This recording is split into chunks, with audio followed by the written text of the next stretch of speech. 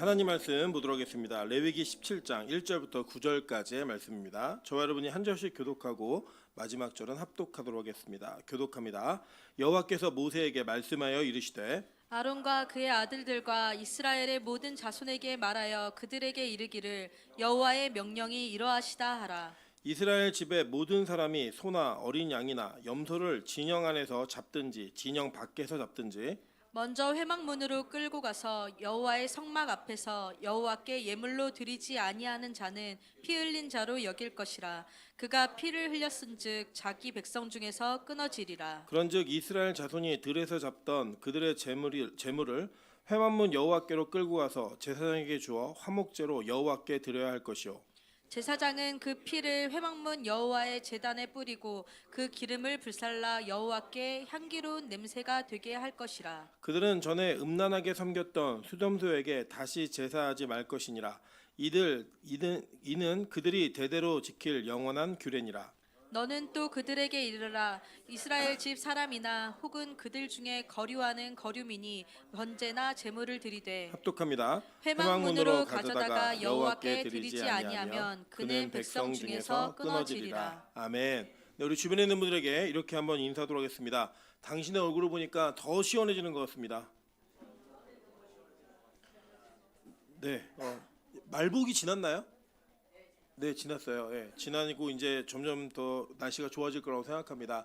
하나님께 주신 은혜 속에서 우리가 매년 이렇게 함께하는 그 은혜의 얼굴 가운데 건강함의 얼굴을 계속 볼 수 있다라는 거 참 은혜라고 생각합니다. 이번 더운 여름도 잘 지내셔서 이 여름이 지나고 나서 또 시원한 그 계절이 왔을 때 또 우리가 힘차게 함께 예배드릴 수 있는 건강한 모습으로 계속 우리 공동체를 지켜달라고 그런 축복하는 마음을 주변인들에게 표현할 수 있는 진짜 좋은 기회 되기를 소망합니다. 네, 오늘 레위기 17장 1절부터 9절까지의 말씀을 가지고 밥상머리 교육이라는 제목으로 하나님 말씀 증거하도록 하겠습니다. 예전에 우리 그 학교나 공교육이 좀 완성되어 있지 않을 때 우리나라는 밥상머리 교육이라는 교육의 방식이 있었습니다. 그래서 저는 개인적으로 밥상머리 교육의 분위기가 다 동의되는 건 아니에요. 뭐 예를 들자면 제가 어렸을 적만 하더라도 저희 그 친가를 가면 밥을 먹을 때 여자들은 다른 상에서 조그만 상에서 남은 반찬과 조그만한 접시에 밥을 먹었던 그런 기억이 어렴풋이 있습니다. 물론 저는 이제 그거를 계속 경험했던 세대는 아니지만 우리 여기 앉아 계신 권사님들은 그런 거 경험하신 경험이 있으실 거예요. 그래서 이제 저는 그건 좀 부당하다고 생각합니다. 그래서 얼마 전에 많은 분들이 보았던 폭삭 속았수다라는 그 드라마에 보면 그 아빠가 자기 아내하고 딸내미가 이 콩밥을 너무 좋아하는데 그 콩을 주지 않는 그 모습을 보면서 자기 밥을 가지고 뒤로 돌아 먹을 때 그 뒤도는 것이 그 동네에서 혁명이었습니다. 왜 그냥 엄마가 뭐라 그러죠? 왜 넌 여기서 먹어? 그러니까 뭐라고 했냐면 지혜로워요. 아빠가 나도 엄마랑 밥 먹고 싶어서 그래. 그러고 딱 거기서 밥을 먹어요. 그게 혁명이었어요, 사실은. 근데 거기서 이루어졌던 그 남녀를 차별하는 것은 우리가 그대로 따라서는 안 되겠지만 저는 그 밥상머리에서 이루어졌던 교육, 어른들과 그 어른들이 자녀들 다음 세대들에게 했던 교육의 현장은 상당히 의미 있는 교육들이 있었다라고 생각합니다. 물론 그 내용이 지금 우리가 다 받아들일 수 있는 건 아닌 것 같습니다. 왜냐하면 저의 경우를 말씀드리는 거예요. 저의 경우를 예전에 이제 어른들이 얘기하실 때 나이 들면 지혜로움과 무언가 현명한 판단을 내리는 것의 기준이었습니다. 왜냐하면 이 농경사회나 정보가 많지 않을 때는 살아가는 인생 자체가 그것 자체가 경험이었고 자산이었기 때문입니다. 근데 요새는 저의 경우인데 아이들이 말하는 단어나 아이들이 쓰고 있는 문명의 이기를 잘 못 알아듣겠어요. 우리 여기 젊은 청년들은 좀 이해할 텐데 저는 페이스북을 쓰는 거는 어렵지 않습니다. 근데 인스타는 못 쓰겠어요. 도대체 뭘 어떻게 봐야 되는지 모르겠어요. 그리고 뭘 봤는데 없어지고요. 남의 걸 보면서도 이게 누군지를 찾아야 돼요. 이 그 페이스북에는 이름이 나오거든요. 이게 누구다 나오는데 인스타는 우리 어른들은 안 계시죠. 할렐루야, 감사합니다. 제가 여러분들 떨어지면 또 안 되기 때문에 젊은이들에게 인스타를 쓰는데 누군지를 모르겠어요. 근데 얘네들은 그거를 너무나 행복하게 사용을 하더라고요. 거기선 자기가 스타라는 거죠. 근데 저는 그거 못 따라가겠습니다. 그래서 이제는 정보가 너무 물밀듯 들어오고 많은 문물이 발달하고 있기 때문에 이제 나이 들어서 정보를 흡수하지 못하고 사용하지 못한다는 거는 현명한가는 조금 거리가 먼 것 쪽으로 가고 있지 않는가라고 하는 그런 생각을 하고 있습니다.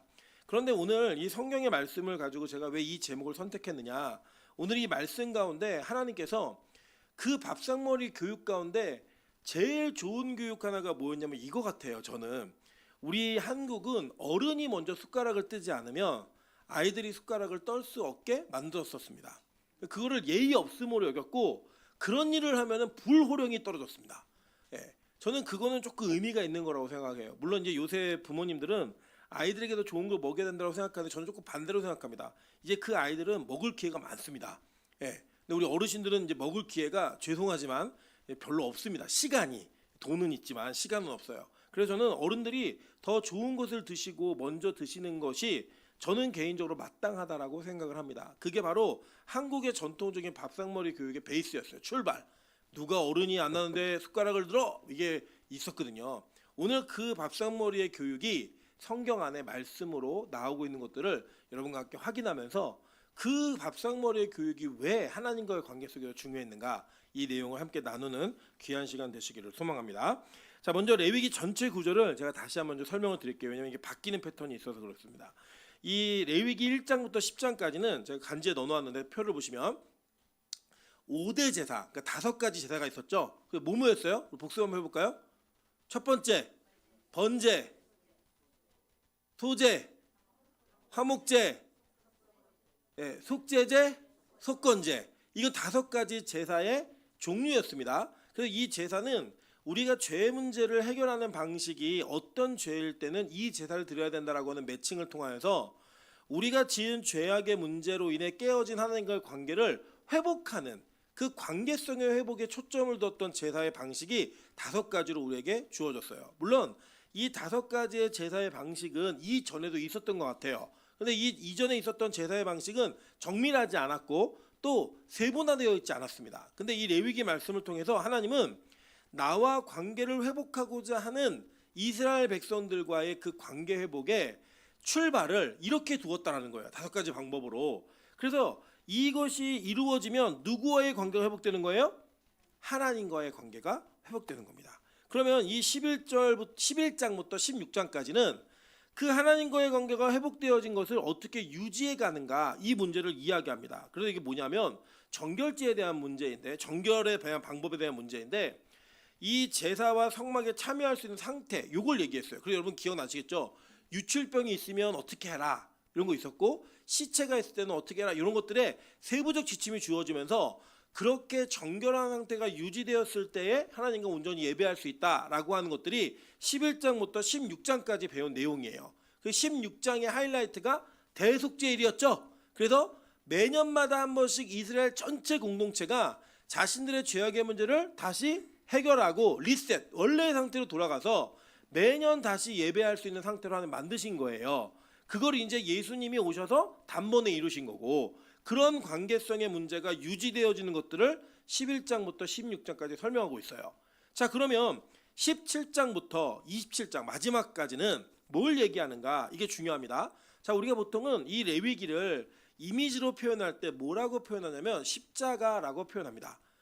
왜 십자가라고 표현하냐면 십자가는 하나님과의 관계로 세워지잖아요. 원래 근데 이거는 사실은 십자가가 가지고 있는 전통적 의미는 아니에요. 왜냐하면 원래 십자가는 T자형입니다. T자형으로 되어 있고요. 그 위에 죄인의 팻말을 붙였는데 그 멀리서 보면 이 크로스 십자가처럼 보여가지고 이제 그게 기독교의 이미지가 되었지만 원래는 T자형이었기 때문에 이거는 그냥 맞추는 이미지인 거예요. 자, 잘 보시면 십자가 세울 때 나무가 하나는 위로 세워져 있죠. 예, 모르세요? 자, 십자가 위로 하나 세워져 있잖아요. 예, 위로 하나 세워져 있을 때 그건 하나님과 우리와의 관계를 해결하는 방식이었어요. 그 또 한 가지 십자가의 나무는 어떻게 세워져 있죠? 옆으로 세워져 있었죠. 그래서 이거를 이웃 간의 관계성으로 이야기를 합니다. 십자가의 의미가 그렇다라고 보통은 얘기하는데 제가 볼 때 이거는 성경적인 근거가 있는 건 아니에요. 근데 이 레위기에는 그 근거가 있어요. 뭐냐면 레위기는 1장부터 16장까지는 하나님과의 관계성에 중심을 두고 이야기를 합니다. 그리고 그 중심의 관계성을 가지고 관계가 회복된 사람이 누구와의 관계? 이웃 간의 관계를 어떻게 살아가야 될 것인가, 이거를 가르쳐주고 있는 게 바로 레위기 17장부터 27장까지 이야기인 거예요.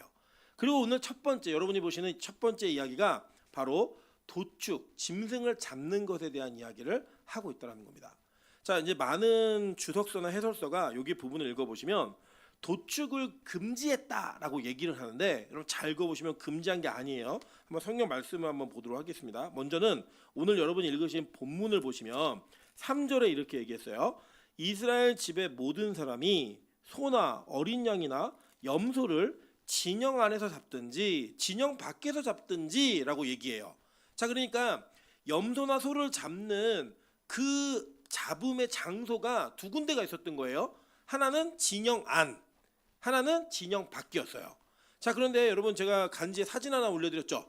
자, 이 사진을 보시면 이 사진 뭔지 좀 보이세요? 네, 자, 이게 사진의 가운데 정중앙 부분에 있는 게 뭐냐면 성막이에요. 그 성막에 뭐가 있어요 지금? 네? 불렀어요? 네, 구름 기둥이 있는 거죠. 구름 기둥을 보통 여러분 기둥 그러면 이게 일자로 세워진 기둥을 생각하시지만 그렇지 않았어요. 기둥은 우산이나 버섯처럼 이스라엘 공동체 전체를 덮어서 그늘을 만들거나 그 따뜻한, 왜 여러분 그 겨울에 이 찻집 같은 데 밖에 가시면 이렇게 버섯처럼 생긴 난방기구 있잖아요. 야외에 쓰는 그런 것처럼 이스라엘 전체 공동체를 아우르는 그런 구름 기둥과 불 기둥이었는데, 구름 기둥 안에 불이 붙으면 그게 불 기둥이고 그냥 기둥 하나였어요. 저런 식으로. 근데 저거를 그냥 기둥이라고 번역을 한 거예요. 그래서 저렇게 가운데 성막이 있죠. 그죠? 그리고 동서남북을 기준으로 세 지파씩, 그러니까 사방이니까 3, 4, 12, 12지파가 있는 거예요. 그리고 그 안에 보시면 성막 주변에 레위 지파의 자손들이, 그러니까 즉 레위인들이 동서남북 중에 이 자리를 잡고, 사실 밑에가 동쪽이에요. 지금 밑에가 동쪽이고 저쪽 위쪽이 서쪽입니다. 예, 방향이요. 그래서 여러분 보시면은 네모 크기가 좀 다르죠. 이게 뭐냐면은 지파별로 숫자가 많은 지파는 좀 크게 그려놨고 지파별로 숫자가 적은 거는 좀 작게 그려놨어요. 그러니까 아마 저런 형태로 진을 치지 않았을까라고 상상하는 거예요. 어떻게 치는지 정확히 모르지만 동서남북에 세 지파가 나눠져 있다는 건 맞아요. 한글로 된 게 없어서 영어로 써놨습니다. 필리핀 선거 갔다 왔기 때문에 아직 한글이 익숙하지 않아가지고 이게 언어 적응하느냐고 저 영어로 써놨는데 한글로 된 자료가 없었습니다. 죄송하지만. 그래서 이제 동쪽에는 모세하고 아론이 있는 조그만 그 거처가 있었고, 레위 지파는 고핫 자손 뭐 이렇게 심을 나눠갖고 자손별로 이렇게 나눠져서 그 동을 제외한 서남북에 위치하고 있는 겁니다. 자, 이해되셨죠? 그리고 이 전체를 이스라엘 진영이라고 얘기하는 거예요. 아셨죠? 그러니까 오늘 이 짐승을 잡는 거는, 진영 안에서의 도축은 어떤 목적이 있는 거냐면 제사를 드리거나 그리고 공동체적인 목적이 있는 거예요. 자, 예를 들어 볼게요. 우리 빛가소금교회가 캠핑을 간 거예요. 단체로 캠핑을 갔는데 빛가소금교회가 텐트를 치고 있는데, 텐트는 여러분 옆 사람의 소리가 다 들려요, 안 들려요? 들리죠? 거기서 남 욕하면 돼요, 안 돼요? 아우, 나 그 박집사 때문에 교회 못 다니겠어. 우리 박집사 안 계시니까 교회 못 다니겠어 막 얘기하면서 들려요, 안 들려요? 들리잖아요. 그죠? 이제 그런 일이 박집사 있네요. 죄송해요. 죄송합니다. 어쨌든 뭐 황집사 없으니까 황집사 때문에 아주 막 교회 막 못 다니겠어 막 얘기하면 안 되는 것처럼 그 텐트 안에서 벌어지는 일은 다 알아요, 몰라요? 다 안다는 거예요. 그 예를 들어 볼게요. 만약에 우리가 이 빌라를 하나 얻어가지고 다 사는 거예요. 101호, 102호, 뭐 202호, 203 다 그 빌라에 사는데 3층에 살고 있는 승권사님이 치킨을 시켜 먹으려면 부담이 될까 안 될까요? 예? 치킨, 1층엔 목사가, 담임 목사가 살아요. 근데 치킨 한 마리를 시켰는데 치킨 아저씨가 치킨이요 막 크게 얘기하는 거예요. 야, 그럼 이거 부담돼야 안 돼요? 엄청 부담이 되시죠. 그러니까 진영 안에서 뭔가 도축을 한다라고 하는 것은, 자, 그 당시에 도축은 두 가지 의미가 있겠죠. 하나는 예배를 드리기 위한 도축이 있었겠고, 또 하나는 뭐가 있겠어요? 먹으려고. 근데 이게 지금처럼 비일비재하진 않았어요. 왜냐하면 그때 당시에 고기를 먹는다고 하는 거는 되게 드문 일이었기 때문입니다. 그래서 이 공동체 안에, 진영 안에서 도축을 한다는 얘기는 무언가 누군가와 나누겠다라는 의미가 들어가 있는 거예요. 자, 그럼 진영 밖에 가서 하겠다라는 의미는 무슨 의미가 있을까요? 그렇죠. 이제 뭐냐면 한 빌라에 있는데 우리만 뭐 치킨을 먹으려면 부담스럽잖아요. 전화해서 뭐라고 하냐면 아저씨 골목에서 만나요 이렇게 얘기를 하는 거예요.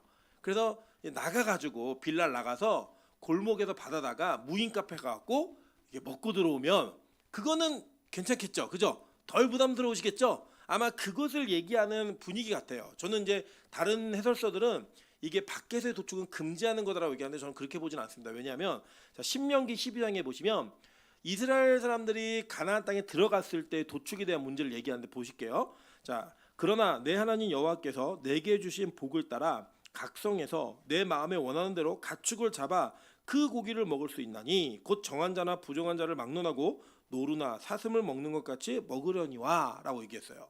자, 그러니까 개인적으로 도축해서 먹는 것이 가능했어요, 불가능했어요? 가능했다고요. 네, 뭐 가능했습니다. 그러니까 예를 들면 정착한 상태에서 무조건 다 예루살렘에 와가지고 도축해서 먹는 게 아니라 자기네 성 밖에서도 도축을 해서 먹을 수 있었어요, 없었어요? 있었다라고 성경은 얘기를 한단 말이에요. 그러니까 하나님이 우리에게 주신 복과 은혜를 따라 공동체 안에서 개인이 자신이 가지고 있는 영역에서의 사유화가 되어진 영역을 누리고 그것을 자기가 먹는 게 가능하다, 불가능하다? 가능하다고요. 여러분, 제가 중국 교회에서 사역을 할 때 아주 재밌는 일을 봤는데 뭐가 있었냐면 중국에 제가 이제 소주라는 지역에 가서 성경을 가르쳤습니다. 소주가 어디냐면 상해 근처에 있는 도시예요. 그리고 거기에 삼성전자 공장이 있었어요. 그래갖고 이 공장 때문에 그 지역 사람들이 되게 잘 살았단 말이에요. 그래서 제가 그때 되게 신기했던 게 뭐였냐면 그때가 한 10년 넘었을 거야. 15년 정도 되는 것 같은데 그때 당시에 성경을 가르치잖아요. 그러면 할머니들이 아이패드를 꺼내요. 진짜로요. 이 아이패드를 꺼내고 필기하시고 막 그랬단 말이에요. 그때 우리는 그렇게 보편화되지 않았을 때. 그런데 거기에 뭐가 있냐면 목사님이 차를 샀다가 팔았다는 거예요. 그게 왜 그랬냐라고 물어봤더니 그 중국 사회가 이게 공산주의 사회 그 개념이 있잖아요, 기본적으로. 그래서 이 사유재산이 있음에도 불구하고 어떻게 우리 공동체에 목사만 차를 타고 다닐 수 있냐고, 너 차 팔으라고. 그래서 차를 팔았대요. 그러니까 안 타면 다 안 타야 되는 거예요. 타면 다 타야 되고. 사실 이게 성경적이지는 않습니다. 성경을 보면 하나님은 각 지파별로 소득이 같게 하셨어요, 다르게 하셨어요? 다르게 하셨죠. 그러니까 자기의 복과 수준에 맞게 자기의 사유되어진 그 사유재산을 갖고 누리는 것을 성경은 금지하진 않았어요. 분명히 이야기하고 있단 말이에요. 그런데 오늘 이 이스라엘 공동체는 구원받은 상태에서 하나님과의 관계가 해결되고 난 다음에 그 첫 번째로 이웃과의 관계성을 이야기할 때에 17장에 이 짐승을 잡는 문제를 얘기하고 있다는 거예요. 근데 뭐라고 얘기하냐면, 자, 4절 볼게요. 먼저 회막문으로 끌고 가서 여호와의 성막 앞에서 여호와께 예물로 드리지 아니하는 자는 피 흘린 자로 여길 것이라. 그가 피를 흘렸은즉 자기 백성 중에서 끊어지리라라고 얘기했단 말이에요. 자, 이게 무슨 의미냐면 이거예요. 자, 니네 진영 밖에서 고기를 잡아도 돼, 짐승을. 그리고 진영 안에서 잡아도 돼. 근데 진영 안에서 잡는 거는 예배를 드리거나 그리고 공동체로 나눠 먹을 목적을 가지고 아예 애초부터 잡는 거겠죠. 근데 진영 밖에서 잡아도 된다. 그런데 어떤 방법을 취하든 어느 장소를 선택하든 간에 분명한 건 먼저 회막문으로 끌고 가야 돼, 이거예요. 그 회막이 어디냐? 바로 성막인 거예요.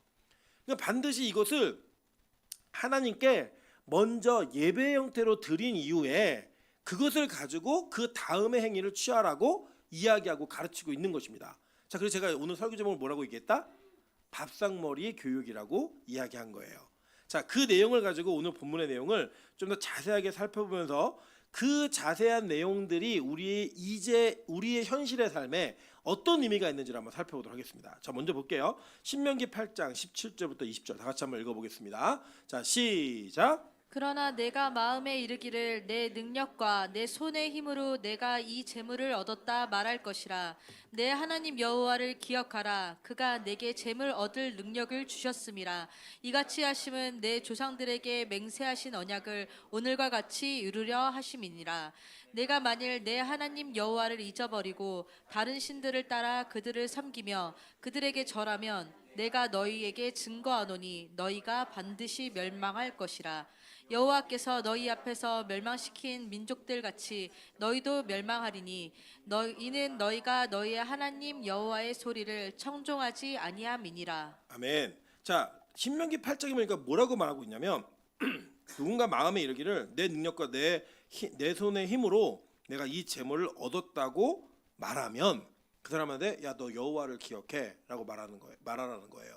그게 뭐냐? 네가 하나님이 능력을 주지 않았으면 그거 절대 못 거둬. 이걸 얘기하는 겁니다. 자, 그러니까 뭐라고 얘기하는 거냐면 기독교는요.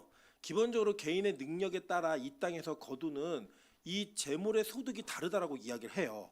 그러니까 저는 개인적으로 그 예전에 그 고신교단에서 한 교회가 뭘 했냐면 담임 목사, 부교육자, 심지어는 교회 사찰 집사님까지 동일한 연봉을 지급했던 교회가 있었어요. 근데 이 지급을 하다 보니까 처음에는 공평하네라고 얘기했었는데 나중에 실제 그걸 몇 년 해보니까 이게 부작용이 너무 큰 거예요. 그러니까 담임 목사가 만나서 쓰는 사람들과의 돈 그리고 갖춰야 되는 의복과 사찰 집사님이 그걸 누리는 게 다른 거예요. 완전히. 그래서 그것에 대한 다시 차등을 둬야 된다라고 하는 의견으로 교회가 그 원래 이렇게 다른 걸 선택했다가 다시 원래 방법으로 돌아온 사건이 하나가 있었어요. 그게 뭐냐면 성경은 우리가 모두가 동일한 임금을 받아야 된다고 얘기하지는 않습니다. 그런데 뭘 얘기하냐면 그게 얼마이든 차별이 있든 간에 그것은 누가 주신 거예요? 하나님이 주신 거라는 걸 기억하라는 거예요. 그러니까 자기의 소유와 자기의 힘으로 이걸 얻었기 때문에 이건 내 거야 라고 하는 게 아니라 하나님이 이걸 나에게 능력을 주셔서 내가 그 능력으로 이 소득을 거두게 된 거야 라고 고백하라는 거예요. 그러니까 그렇게 되면 어떤 다름이 발견되게 되냐면 여러분 이 땅의 원리는 뭐냐면요 이거예요.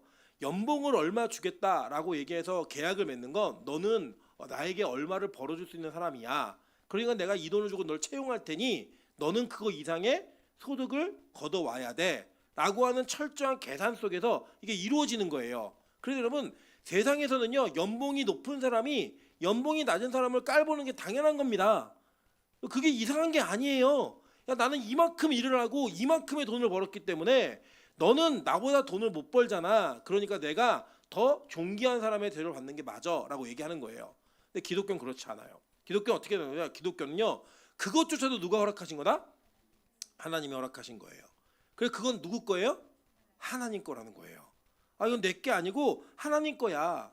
여러분 뭐 지금 이 땅에 직업으로 따지면 뭐 의사 이런 사람 돈 많이 벌잖아요. 근데 그 사람이 의사가 되기 위해서는요 여러분 요새는 의대를 가려면 전교 1등 놓치면 안 돼요.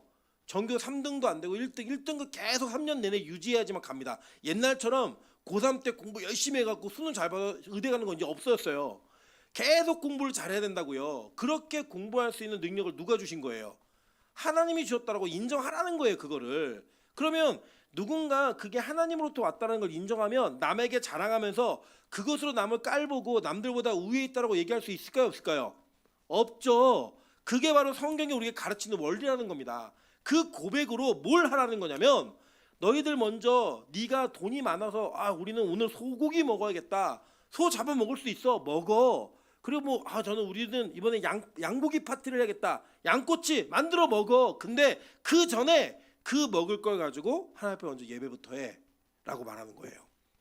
이게 누구의 것인지 누구로부터 왔는지를 고백하라는 겁니다. 자, 그 대표적인 예물의 종류가 뭐냐면 바로 11조인 겁니다. 한번 볼게요. 레위기 27장 30절부터 33절입니다. 그리고 그 땅의 10분의 1 곧 그 땅의 곡식이나 나무 열매는 그 10분의 1은 여호와의 것이니 여호와의 성물이라. 또 만약 어떤 사람이 그의 11조를 물으려면 그것의 5분의 1을 더할 것이요 모든 소나 양의 11조는 목자의 지팡이 아래로 통과하는 것의 10번째의 것마다 여호와의 성물이 되리라. 그 우열을 가리거나 바꾸거나 하지 말라. 바꾸면 둘 다 거룩하리니 무르지 못하리라 라고 얘기했어요. 자, 이게 무슨 의미냐면 하나님이 야 너희가 내가 땅 준 거 알지? 그래서 그 땅의 10분의 1 그게 뭐냐면 첫 번째를 얘기하는 거예요.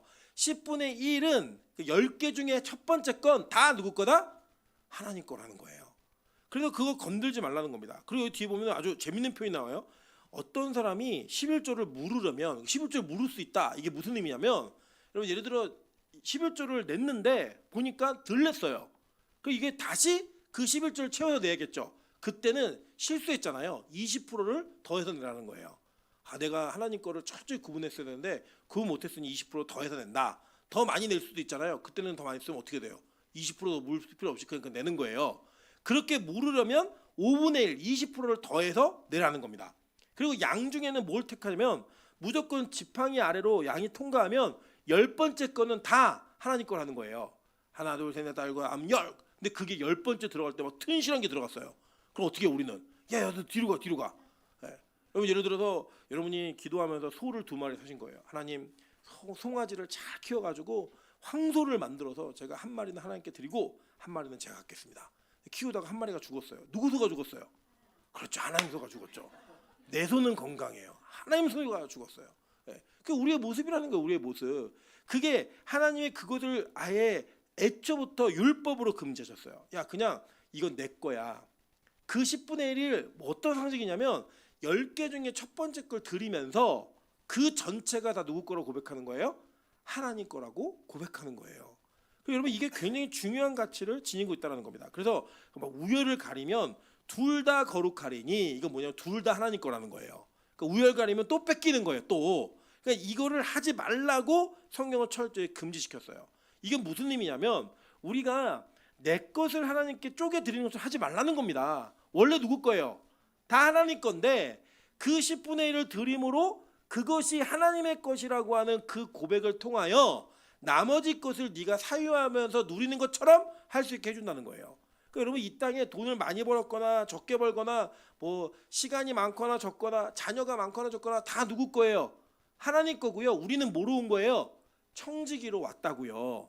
그러니까 우리는 그걸 맡은 자이지 그걸 소유한 자가 아니라고 성경은 이야기한 겁니다. 그래서 볼게요. 잠언 3장 9절부터 10절입니다. 내 재물과 내 소산의 처음 익은 열매로 여호와를 공경하라. 그리하면 내 창고가 가득히 차고 내 포도즙 틀에 새 포도즙이 넘치리라 라고 약속하셨어요. 그러니까 우리가 매 11조를 어떻게 드리지? 아까워서 어떻게 드리지? 라고 얘기하잖아요. 근데 그 11조를 드리면 하나님이 새 포도즙이 넘치게 하시겠다라는 거예요. 물론 이 세상에요 11조를 내지 않고도 부자가 되는 사람들이 많이 있습니다. 그리고 뭐 그것이 저는 뭐 열심히 돈 버는 재주가 있으면 그걸 버는 게 뭐 어렵지 않은 일이라고 생각을 해요. 그럼에도 불구하고 성경은 이 땅의 재물로만 그 영역을 평가하지 않았어요.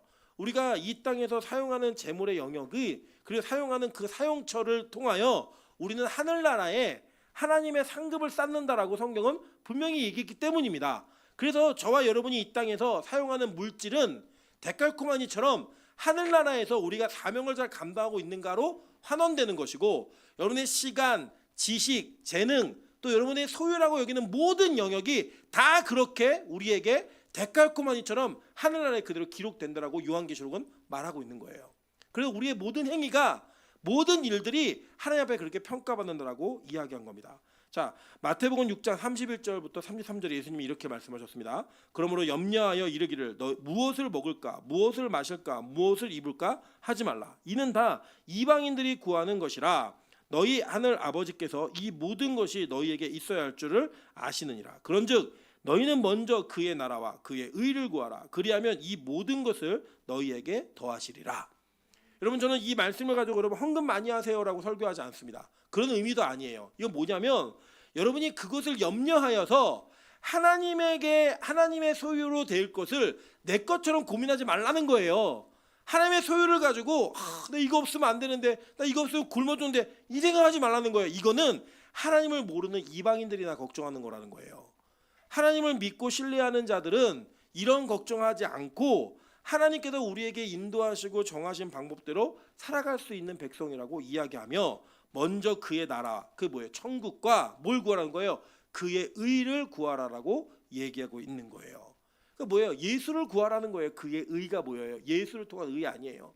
그걸 위해서 이 땅에 우리의 삶을 쪼개어 하나님께 드리는 것을 아까워하지 말라는 겁니다. 자, 고린도전서 10장 31절에 이렇게 말합니다. 그런즉 너희가 먹든지 마시든지 무엇을 하든지 뭘 위해서 하래요? 다 하나님의 영광을 위하여 하라라고 얘기했어요. 그러니까 내 것처럼 하지 말라는 거예요. 여러분 비싼 음식 드실 수 있어요. 보약, 뭐 힘나는 음식 드셔도 괜찮아요. 그게 나쁜 거 아닙니다. 그런데 여러분 그걸 드실 때 어떤 목적으로 먹으라는 거예요? 하나님의 영광을 위해 하라는 거예요. 내가 잘 먹고 잘 살아야지 이게 아니라 하나님의 영광을 위해 하라라고 성경은 분명하고 정확하게 말했습니다. 그러니까 목사나 장로나 권사나 얼마짜리 음식을 먹느냐가 중요한 게 아니에요. 무슨 목적으로 그걸 먹고 있는가, 이게 훨씬 더 중요한 의미가 있는 것이고, 성도가 이 땅에서 어떤 음식을 먹고 얼마짜리 음식을 먹느냐가 중요한 게 아니라 왜 그것을 먹고 있고 어떤 목적을 가지고 그걸 먹고 있는가, 이게 훨씬 중요한 의지와 가치가 있다고 얘기하는 겁니다. 성경은요 이것을 준행하지 않는 자를 레위기에서는 어떤 자로 여기겠다라고 말했냐면 피 흘린 자로 여기겠다라고 규정했어요. 자, 그럼 피 흘린 자가 누구냐 한번 볼게요. 창세기 4장 10절부터 12절입니다. 이르시되 내가 무엇을 하였느냐 내 아우의 핏소리가 땅에서부터 내게 호소하느니라. 땅이 그 입을 벌려 내 손으로부터 내 아우의 피를 받았은즉 내가 땅에서 저주를 받으리니 내가 밭을 갈아도 땅이 다시는 그 효력을 내게 주지 아니할 것이요 너는 땅에서 피하여 유리하는 자가 되리라라고 얘기했어요. 자, 인류 최초로 땅에 피를 흘린 자가 있었는데 그 피를 흘린 자가 누구였어요? 가인이었다고요. 근데 가인이 왜 이 일을 저질렀는가? 가인은 하나님과의 관계를 실패했어요. 예배를 드렸는데 그 예배가 하나님께 인정받지 못했다고요. 그 실패가 일어나니까 그 예배 실패로 인하여 자기 자신의 명예가 실추되어지고 자기의 위치가 실추되어진 거예요. 보세요. 가인이 장자였잖아요. 형이었다고요. 형이었기 때문에 그는 자기가 이 집안의 모든 것의 소유자이고 모든 것의 상속자라고 여겼던 그 자가 하나님께 거절당한 거예요. 그랬더니 그가 한 일이 뭐예요? 자기가 거절당한 그 거절의 현장에서 인정받은 아벨이 자기보다 더 나은 자가 될까 봐 죽여버린 거예요. 열받은 거예요. 내가 못 가지니까 넌 죽여야지 얘기한 거예요. 여러분, 제가 이 땅에서 일하는 일들을 보면 참 재밌는 일이 벌어집니다. 우리나라는 이제 동서로 갈라져서 정치 전쟁을 하잖아요. 필리핀에 갔더니 필리핀은 남북으로 나눠서 전쟁을 하더라고요. 전쟁을 하는데 뭐냐면 무조건 어떤 일이든 간에 상대당이 얘기하면 다 반대하는 거예요. 좋은 일이든 나쁜 일이든. 이건 뭐 민주당이나 국민의힘 똑같습니다. 무조건 상대방이 하면 안 되는 거예요. 우리는 괜찮고 너네는 안 된다는 거예요. 여러분, 그래서 정치적 입장이 바뀌는 게 많이 보이지 않습니까? 여당이었을 때와 야당이었을 때 여당일 때 반대하던 걸 야당일 때 찬성하고 야당일 때 찬성하는 걸 여당일 때 반대하고 이런 일이 비일비재하게 벌어지는 거예요. 이유가 뭐예요? 그들은 국민이 잘 되고 나라가 잘 되는 거에 뭐 이유가 없어요. 그냥 자기가 목소리 높이면서 상대방을 끌어내릴 수 있으면 돼요. 한국 사람들이 되게 나쁜 것 같아요. 여러분, 한국의 국민이 노벨상을 받는데 그 노벨상을 주는 스웨덴 그 기관에 가갖고 데모하고 있는 민족이 우리나라가 유일하답니다. 이거 너무 창피하지 않습니까? 예. 그런 일들이 막 벌어지고 있어요. 막 남이 잘 되는 꼴을 못 보는 거예요. 꼴을 누군가 잘 되면 끌어내리고 막 제보해서 막 내려오게 만들려고 하고 어떻게든 음해하려고 하는 이런 행태들이 우리나라 민족에는 참 안 좋은 민족성 같아요. 근데 이게 뭐냐면 이게 성경에 보니까 피 흘린 자들의 특징이라는 거예요. 피 흘릴 자들의 특징들. 남 안 되는 거 좋아하고 이런 거예요. 그래도 뭐냐? 이 사람들은 나눌 줄 몰라요. 이 사람은 베풀 줄 모르고 무언가 자기만이 독식해야 하고 자기만이 있어야 되는 거 그것만을 소유하고 그 자리를 지키는 기득권의 모습을 포기하지 않는 모습으로 나오더라는 거예요. 그 결과가 뭐예요? 자기 자를 위협하는 사람을 죽여버리는 거예요. 그게 피 흘린 첫 번째 사람의 이유였어요. 성경은 분명히 말했습니다. 창세기 9장 5절입니다. 내가 반드시 너희의 피 곧 너희의 생명의 피를 찾으리니 짐승이면 그 짐승에게서 사람이나 사람의 형제면 그에게서 그의 생명을 찾으리라. 근데 뭐예요? 자, 이거예요. 야, 너희들 예배를 드리기 위해서 피를 흘릴 수 있어. 짐승의 피를. 오케이. 그 피는 너희의 죄를 덮고 사하고 너희 죄를 씻어내는 피야. 근데 인정해줘. 동시에 너희들 먹기 위해서 짐승을 잡을 수도 있어. 그것도 오케이. 근데 만약에 그렇게 너희가 잡는 짐승이 회막문 앞에서 잡는 행위가 이루어지지 않으면 너희들이 짐승을 살해한 걸로 내가 여길게. 이거예요. 그러면 얼마나 무서운 겁니까? 살해한 것으로 여길게 이거라고요. 제가 그 TV 시사 프로그램을 보다가 아주 재미있는 장면을 봤는데 이 얼른 과학자인데 종교가 필요하냐 과학자들이 모여서 막 얘기를 하는데 그 종교가 필요한 그 주제예요. 근데 어떠한 과학자가 얘기하는 거예요. 필요하다는 거예요. 왜 필요한가라고 얘기하면서 뭐라고 말하냐면 사람이 돼지나 소를 잡아먹을 수 있는 정당성이 부여되는 건 종교밖에 없다는 거예요. 생물학적으로 보면 왜 사람이 짐승을 죽여서 그 짐승의 고기를 구워 먹느냐는 거예요. 그럼 만약에 거꾸로 생각해 보세요. 돼지들이 사람을 잡아서 구워 먹는다. 그럼 여러분 이게 이상하죠. 그리고 너무 폭력적이죠. 돼지는 우리 인류의 해야 이렇게 여기지 않으시겠어요? 그리고 여러분 호랑이가 멸종한 이유가 뭐야? 한국에서 호랑이가 사람을 잡아먹으니까 우리가 해가 되는 짐승을 아주 박멸시켜버린 거잖아요. 그냥 그게 우리가 하고 있는 행위예요. 근데 그거를 호랑이가 사람한테 하면 되게 큰 문제라고 얘기해요. 근데 우리가 먹어서 멸종시킨 동물이 있어요, 없어요? 있잖아요. 많이 그랬고 위기가 막 있잖아요. 여러분 천연기념물 잡아먹으면 돼요, 안 돼요? 안 되죠. 왜 그래요? 하도 잡아먹어가지고 하도 먹는 바람에 누가 그러더라고요. 바퀴벌레는 핵전쟁이라도 멸망하지 않는데 바퀴벌레를 멸종시킬 수 있는 방법이 있대요. 바퀴벌레가 얼마나 건강에 좋은지를 얘기하면 우리나라는 멸종시킬 수 있대요. 뭐 뱀이 안 보이는 이유가 뭐예요? 하도 잡아먹어서 안 보이잖아요. 그런 애들 왜 이루어지고 있는데 왜 인간이 그렇게 하면 괜찮고 왜 짐승이 인간에게 그렇게 하면 안 되는가? 그 이유는 종교 외에는 설명할 수 없다는 거예요. 그분이 신앙인이 아닌데 종교가 필요한 이유로 그렇게 얘기했어요. 그런데 하나님이요, 그래 내가 너희들 먹으라고 얘기했어. 먹는 거 허락해줬어. 그냥 먹어. 그런데 만약에 이 과정을 거치지 않으면 네가 짐승을 살해한 걸로 내가 여겨버릴게. 이렇게 얘기하시는 거예요. 그래서 그 피에 대한 대가, 생명의 피를 찾겠다는 거예요.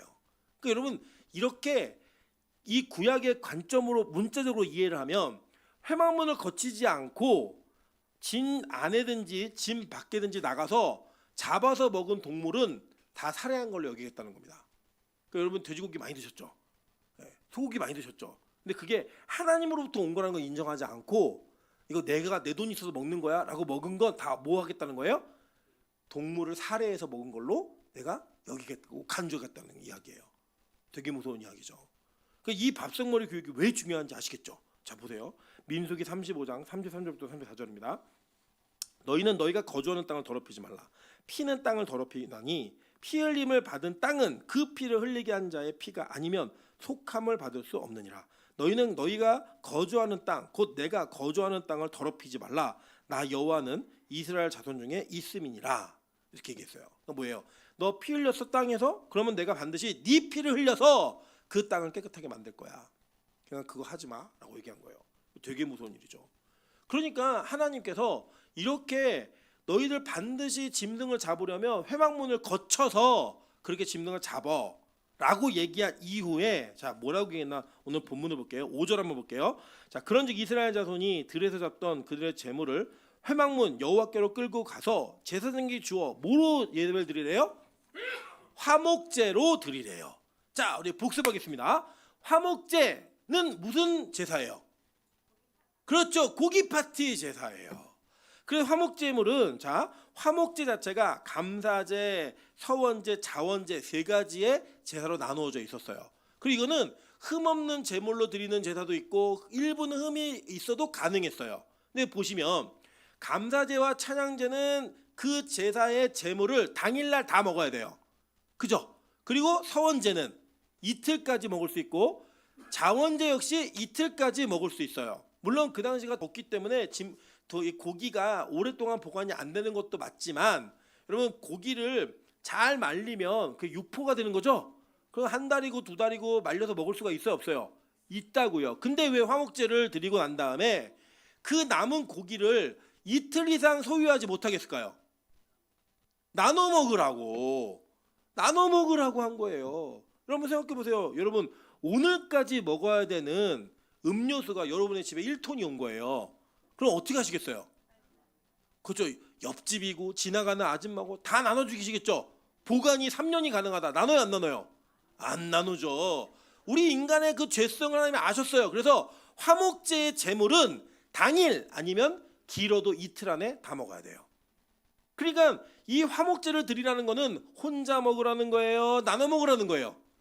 나눠 먹으라는 거예요. 왜요? 이거 네 거 아니고 내 거기 때문에. 여러분 이게요. 지금 이 화목제가 가지고 있었던 기능적인 요소가 우리가 이 땅을 살아가는 삶 가운데 어떤 역할을 하는지를 보여주고 있는 거예요. 여러분 저는 이것이 우리 지금 현대 그리스도인들에게 적용이 되려면 저는 많은 부분에 적용이 된다고 생각을 합니다. 요 한 가지만 더 보고 나눌게요. 이제 좀 시간의 한계상 빨리 나누면 뒷면에 보시면 그림에 나가 있어요. 그림 보이세요? 자, 이 그림 본 적이 있으시죠? 네. 자, 이 그림은 뭐냐면 화목제를 드렸을 때에 짐승의 특정한 부위는 제사장에게 주게 돼 있었어요. 그게 어디하고 어디였어요? 네?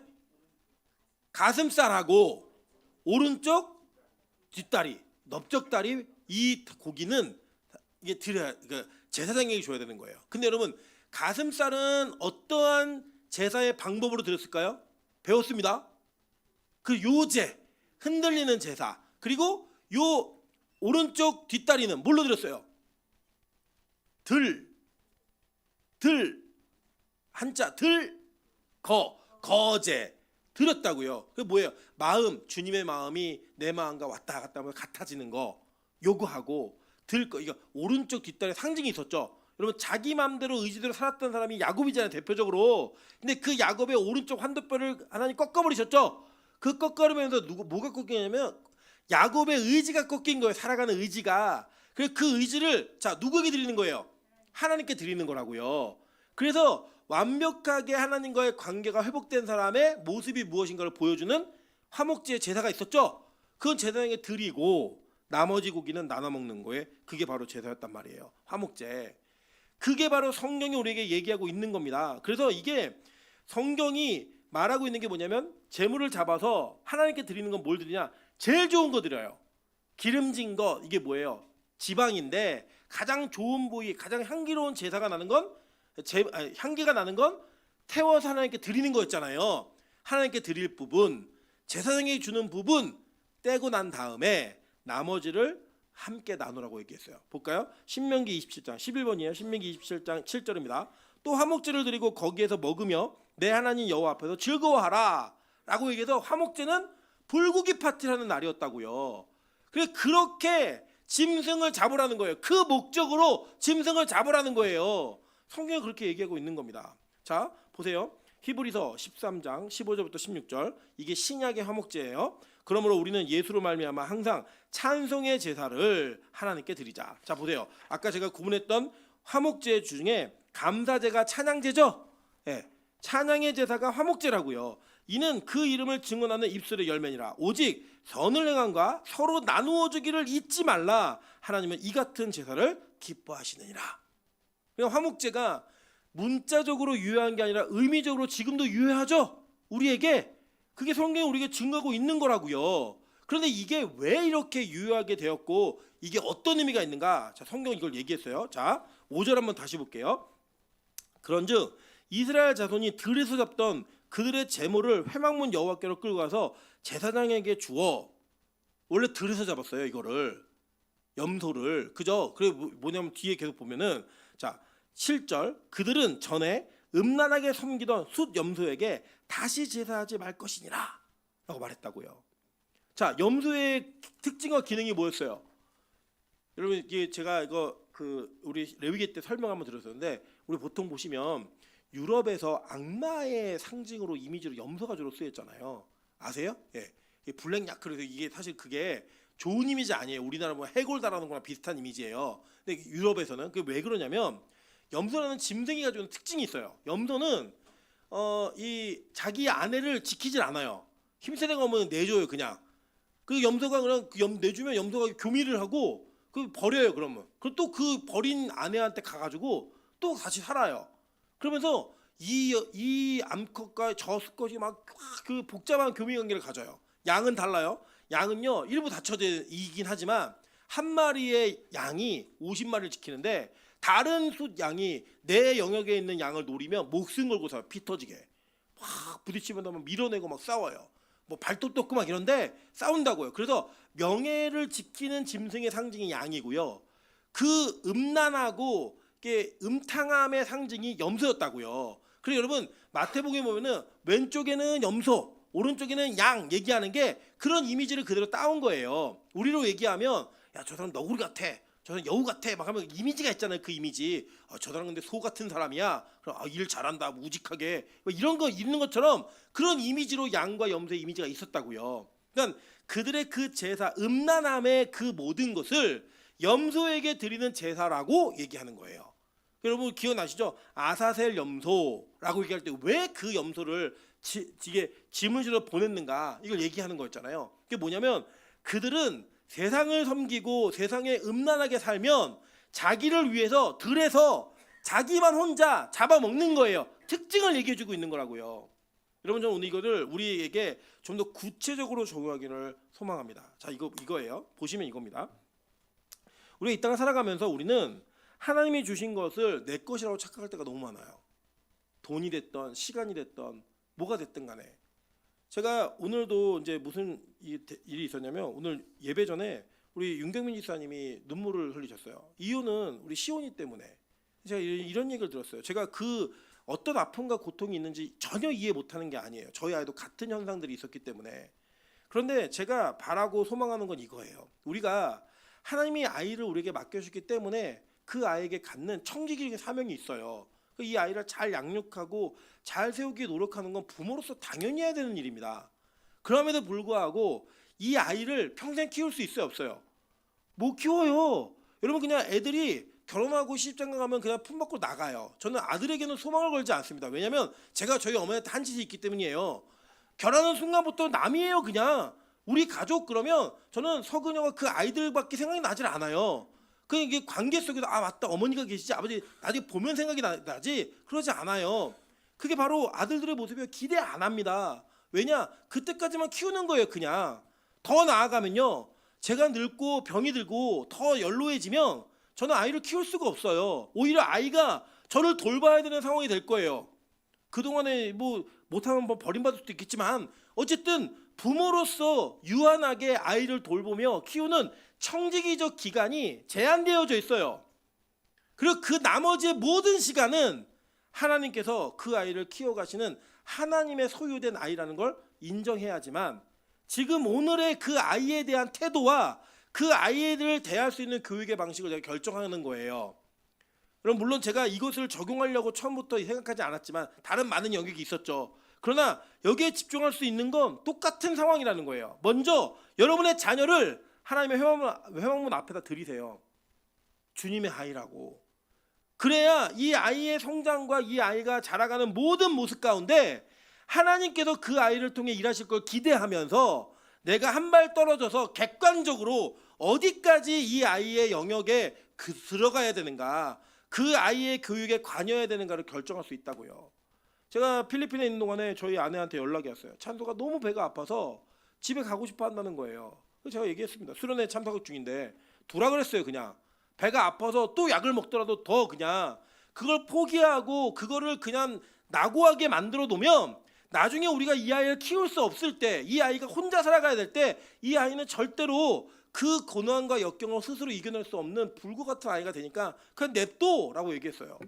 냅뒀더니요 물에 들어가자마자 배가 나는 역사가 일어났어요.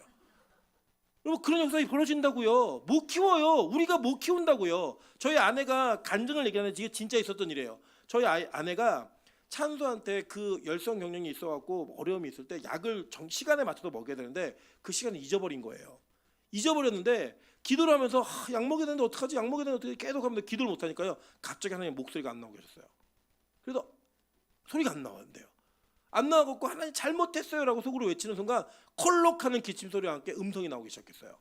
그 다음 날도 또 예배 시간에 기도를 올라갔는데 약을 또 안 먹인 거예요. 그러니까 정신이 없는 엄마죠. 계속 약을 안 먹이는 거예요. 안 먹였는데 이 엄마가 약을 챙기고 있는데 다시 입에 마비 증상이 막 오더래요. 그래갖고 얼른 약을 내팽개치고 뛰어 올라갔어요. 물론 그 뒤에도 이 아이는 계속 경련을 했어요. 그리고 언제 할지 사실 아직 몰라요. 해결된 건지 아직 확신이 없어요. 그럼에도 불구하고요. 이 아이를 키우시는 아이의 아버지가 우리가 아니라 누구예요? 하나님이시라는 걸 믿는 거예요. 신뢰하고 맡기는 거예요. 마찬가지예요. 여러분의 재능, 여러분의 재물, 여러분의 시간 여러분 거라고 생각하십니까? 하나님이요 그걸 여러분 거로 주시지 않으셨어요. 하나님이 여러분을 통해서 일하시길 원하셔서 여러분에게 맡기신 거라고요. 여러분 어느 날 여러분의 건강을 걷어가시면 그게 여러분의 재능이에요? 아니잖아요. 어느 날 여러분이 교통사고가 나서 여러분이 가지고 있는 모든 능력을 다 잃어버린다면 그거 누가 가져가신 거예요? 하나님이 가져가신 거잖아요. 여러분 손으로 하는 거, 입으로 하는 거, 발로 할 수 있는 모든 재능들은 하나님이 걷어가시는 순간에 그냥 순식간에 사라집니다. 재물, 시간 모든 게 다 마찬가지예요. 그래서 뭘 하라는 거냐? 모든 것이 먼저 하나님의 것이라는 걸 인정하라는 거예요. 먼저 인정하고 그 하나님이 그것을 허락하실 때에만 그 나머지 것이 나의 것이고 그것조차도 누구의 영광을 위해? 하나님의 영광을 위해 살아가라고 얘기하는 거예요. 그럴 때에야 진짜 우리가 하나님 앞에 예배, 하나님과의 관계가 온전하게 회복된 자로서 이 땅에서 살아갈 수 있다라고 성경 가르치고 있는 겁니다. 그래서 여러분 여러분의 것을 찢어서 나누세요. 여러분 절대 이게 뭐예요? 공동체 밖에서 딴짓하지 말라는 거잖아요. 그거 뭐예요? 그게 숫염소에게 음란행위를 하는 거라는 거예요. 좋은 일 있으면 나누세요. 여러분 슬픈 일 있어도 나누시라고요. 다 하나님께 여러분 허락하신 상황이고 하나님께 허락하신 일이에요. 그걸 가져다가 회원권 앞에 맡기라는 거예요. 맡기고 주님, 이거 다 주님으로부터 온 겁니다. 나의 소유도 나의 아픔도 나의 상처와 나의 그 핸디캡, 그 결함까지, 결핍까지도 다 주님께서 나에게 주신 것입니다. 그리고 나서 그 문제를 바라보면 완전히 다르게 보여요. 완전히 변화된다고요. 예를 들어 볼까요? 제가 우리 명수 집사가 막 특성하고 막 이럴 때 되게 은혜를 받았어요. 옛날에 안 그랬는데 요새 되게 은혜를 받아요. 되게 은혜를 받는데 제가 한번 생각해 봤어요. 만약에 우리는 명수 집사가 보이지 않는 시각 장애이기 때문에 불편할 수 있고 불행하다고 생각할 수 있겠지만 만약에 명수 집사가 눈을 뜨고 정상적인 상황에 저 정도 연주를 했다면 그게 특별했을까? 저는 아니라고 생각해요. 근데 그게 핸디캡이 있는데 그 은사가 있으니까 특별해지는 거예요. 하나님이 그걸 계획하셨다고요. 그걸 하나님이 이루시기 위해 그 모든 것, 그 핸디캡까지도 하나님의 소유된 백성에게 허락하신 하나님의 은혜였어요. 그걸 받아들이는 거예요. 그러고 나니까요 얼마나 멋져요, 여러분. 제가 그랬어요. 다른 선호사 목사님, 부평제일교회 목사님이 야 명도 대단하다 그래. 목사님, 우리는요 안 보이는 애도 저 정도예요. 보이는 애들을 얼마나 잘 치는지 아세요? 그때 막 다 긴장했어요. 예. 왜냐 그거 안 되지만 그래서 제가 얘기했어요. 너 명도보다 더 열심히 연습해. 너네 다 해내야 돼. 예. 얘기했어요. 그게 무슨 의미예요? 연주를 하고 있는데 그 연주자가 핸디캡이 있어요. 우리는 그걸 불행하다고 얘기해요. 세상은 그렇게 말한다고요. 근데 하나님은 그걸 통해 더 큰 영광을 받으시기 원하는 거예요. 여러분 때로는 우리 자녀들에게 우리가 원하지 않는 그 약점이 있을 수 있잖아요. 여러분 그래 우리가 안타깝잖아요. 여러분 그 정상이면 행복하실 것 같아요? 아니에요. 제가 보니까요 정상인 엄마들은요 1등 못하는 것 때문에 열받아요. 1등을 하면 전국 1등이 아닌 게 열받고 세계 1등이 아닌 게 열받아요. 그런데 하나님이 주신 그 핸디캡 속에서 하나님의 소유된 백성이 어떻게 영광스러워지고 사용받는가를 보면 그걸 통해 우리는 더 큰 은혜, 하나님의 더 큰 계획을 볼 수 있다고요. 여러분 마찬가지예요. 제가 빛가수공교회를 섬기고 빛가수공교회를 있으면서 여러분 만약에 옛날에 임철 목사였으면 저는 만족하지 못했을 거예요. 저는 더 큰 교회, 더 멋진 교회, 더 사람이 많은 교회에 가야 된다고 생각했고요. 그렇게 하고 싶었던 사람이었어요. 하나님이 저의 인생에 그렇게 할 수 없는, 그렇게 하면 안 되는 이유도 정확히 알려주셨고 저의 인생에 많은 핸디캡들을 허락하셨어요. 근데 지금은 그 핸디캡이 너무 감사해요. 왜 감사한지 아세요? 저는 그래서 진짜 복음을 전하는 사람으로 바뀌었어요. 그게 저에게 복이라고요. 저 은혜라고요. 그게 다 하나님의 것이고 다 하나님으로 왔다라는 걸 인정하니까 세상의 모든 문제와 나의 모든 문제가 다르게 보이더라니까요. 여러분 신세한탄하고 나는 왜 이렇게 태어났나? 나는 우리 가정은 왜 이런가? 나는 왜 이렇게 생겼지? 그거 가지고 여러분 계속 싸움하고 계세요? 그게 여러분 그 소유가 여러분 거라고 생각하니까 남들보다 더 탁월하고 싶고 더 많은 거 갖고 싶으세요? 그럼요 뭐라고 얘기했어요? 그거 다 살인한 걸로 내가 여기겠다. 그거 다 이 땅에서 네가 피 흘린 피로 여기겠다라고 말씀하셨잖아요. 그거 주님이 허락하신 걸로 받아들이시라니까요. 그러면 그 문제가 다르게 보여요. 더 행복하게 보인다고요. 여러분 저는 우리 빛가수공교회 교인들이 여러분의 모든 소유, 심지어 여러분의 핸디캡까지도 다 누가 주신 거다? 하나님이 주신 하나님의 소유라는 걸 인정하시는 은혜가 있었으면 좋겠어요. 그럼요 여러분 그것을 통해 영광 돌릴 수 있는 방법이 생긴다니까요. 그걸 통해 영광 돌릴 수 있는 은혜가 생겨요. 여러분 제가 필리핀에 가서 이제 이번에 이게 가르치고 이게 서로 교제를 나누는데요. 제가 가르치고 있는 분들이 저보다 목회가 더 큰 분들이 많아요. 네. 근데 더 큰 분들이 많은데 제가 그분들 앞에서 가르치고 있어요. 제가 세상적으로 볼 때는 말도 안 되는 이야기예요. 근데 그분들 앞에서 제가 가르치면서 제가 무슨 얘기 했는지 아세요? 여러분 조그만 교회도 하나님이 사용하시면 크게 사용하시고요. 조그만 교회가 큰 일을 해내면 다 하나님이 하신 겁니다. 우리 교회는요 영광 돌리기 딱 좋은 교회예요. 할렐루야. 네, 우리 교회는요 목사가 잘생기지 않았어요. 얼마나 감사해요. 목사가 잘생겼으면 목사보다 은혜 못 받을 텐데 목사가 잘생기지 않았으니까 말씀에 집중할 수 있는 은혜가 있어요. 할렐루야. 할렐루야. 네. 권사님들도 안 예쁘세요. 제가 설교에만 집중할 수 있는 영혼으로만 보이는 거예요. 여기 너무 예쁜 분들이 앉아 계시면 보다가 막 정신이 잃고 막 헷갈리고 이럴 텐데 전혀 그렇지 않아요. 말씀에만 집중할 수 있는 은혜가 있어요. 그래서 우리 교회는요 좋은 교회인 거예요. 예, 잘생기고 돈 많고 멋진 분들이 있어도 좋은 교회가 아니라 그게 없어도 좋은 교회인 거예요. 우리 교회는요 이 교회비들 다 갖고 교회를 건축할 만한 재정이 있는 분이 없어요. 할렐루야. 그래서 기도하는 거예요. 그래서 하나님이 일하시기를 소망하는 거예요. 여러분 그게 우리가 받은 복이라니까요. 하나님은요 그 밥상머리 교육을 지금 이스라엘 공동체에게 첫 번째로 시키시는 거예요. 야, 다 내 거야. 다 내 거고 다 내가 준 거야. 그러니까 그걸 인정해. 그러면 문제가 다르게 보여. 그리고 너희 삶을 쪼개서 나눌 수가 있어. 너희 안 유명해도 돼. 무명해도 괜찮아. 그거 내가 허락한 거야. 그 안에서 너는 하나님께 영광만 돌리고 그걸 가지고 나누면 돼. 그게 복음이야. 그게 진짜 하나님과의 관계가 회복된 사람들의 모습이야 라고 말하는 거예요. 그러면 저는 빛과 소금 교회가 우리나라에서 제일 부자가 되는 교회가 되지 않을 거라고 확신 있게 믿고 있어요. 아멘. 그런데 저는요 저희 확신 있게 약속할 수 있는 거는요 그럼에도 불구하고 우리 교회는 나누는 교회가 될 거예요. 여러분 저는 우리 교회에 정말 몇 조씩 몇십 조씩 가지는 부자가 안 나올 것 같아요. 나올 수도 있겠지만 안 나올 것 같아요. 그러나 저는 우리 교회가 단돈 1,000만 원을 벌어도 나눌 수 있는 사람이 나오는 교회가 되기를 소망합니다. 그게 진짜 밥상머리 교육, 하나님께 먼저 다 하나님 걸 인정하는 성도들 이게 있었으면 좋겠는 거예요. 그럼 우리 교회가 11조 감사원금, 구제원금, 건축원금, 성경원금, 주일원금으로 매주마다 예물 드리는 분들이 계세요. 그럼 혹시 여러분 내 걸 낸다고 생각하세요? 하지 마세요. 괜찮아요. 어려워져도 괜찮아요. 하지 마세요. 이건 하나님 거기 때문에 내가 하나님 것을 인정합니다라는 마음으로 여러분 10원 한 장을 드려도 예물로 드리세요. 내 돈 띄어서 드리는 걸 드리지 마시고 예물로 드리세요. 여러분 12조 정직하게 하세요. 여러분 감사원금 기쁨으로 하세요. 모든 헌금을 장원하는 마음으로 하세요. 아니면 그게 안 생기시면 하지 마세요. 괜찮아요. 진짜 괜찮아요. 없으면 문 닫으면 돼요. 없으면 불 끄고 예배드리면 되고요. 없으면 사례 안 받고 일하면 돼요. 괜찮아요. 그렇게 하더라도 저는 빛과 소금 교회가 하나님 것을 인정하고 하나님께 먼저 모든 것을 다 맡기는 그런 교회가 되길 소망합니다. 여러분 그렇게 된다면 우리 교회를 통해 일하시는 그 하나님은 이 세상의 어떤 교회보다 큰 하나님으로 우리에게 나타날 거예요. 그게 첫 번째 하나님의 밥상머리 교육이었어요. 야, 하나님 걸 인정 안 하는데 무슨 숟가락을 뜨고 하나님 걸 인정 안 하는데 무슨 재능을 사용해. 하나님 거부터 해. 그게 복음이에요. 여러분 그렇게 설 수 있는 저 여러분 되시기를 주님의 이름으로 축원합니다. 하지만 찬양으로 기도하겠습니다. 우리 성도의 노래라는 찬양이 있는데요. 이 찬양의 가사를 보면요.